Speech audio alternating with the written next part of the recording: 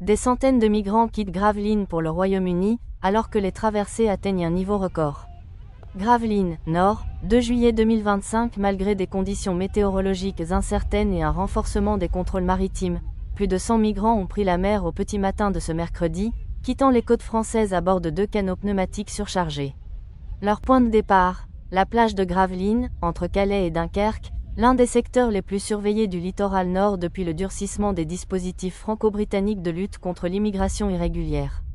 Des témoins ont rapporté que plusieurs groupes se sont dirigés vers les embarcations dans un calme tendu, certains portant déjà des gilets de sauvetage fluorescents, d'autres traînant des sacs plastiques contenant quelques effets personnels. Un autre groupe de migrants a tenté de monter à bord mais a été refoulé par les passeurs ou empêché par les conditions de surpopulation à bord. Quelques silhouettes se sont ensuite éloignées dans les dunes, manifestement dans l'attente d'une autre tentative. Traversée en forte hausse. Ces départs s'inscrivent dans une tendance plus large qui inquiète les autorités britanniques. Selon les données les plus récentes du Home Office, ministère de l'Intérieur britannique, 879 migrants ont réussi à traverser la Manche et atteindre les côtes anglaises le lundi 30 juin seulement.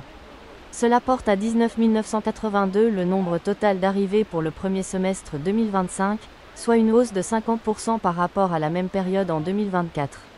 Ce chiffre constitue un record absolu pour les 6 premiers mois d'une année, surpassant largement les précédents pics enregistrés ces dernières années, malgré les politiques dissuasives mises en place tant à Londres qu'à Paris.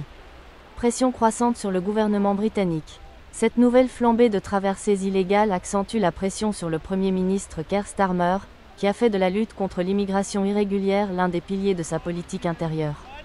À peine installé à Downing Street depuis quelques mois, le chef du gouvernement travailliste doit désormais répondre aux critiques croissantes, y compris au sein de sa propre majorité, concernant l'efficacité réelle des dispositifs de dissuasion, tels que les centres de traitement des demandes d'asile à l'étranger ou la coopération renforcée avec la France.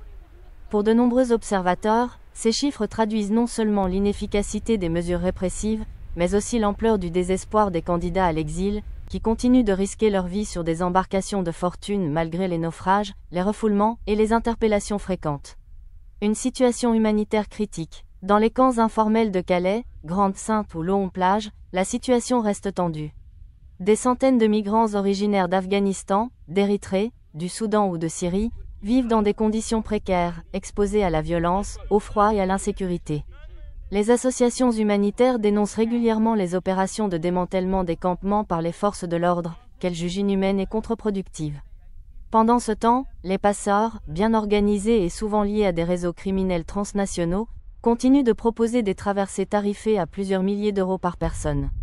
Les départs se font désormais de plus en plus discrets et décentralisés, notamment depuis des plages moins surveillées comme celle de Gravelines, Ouessant ou Ambleteuse.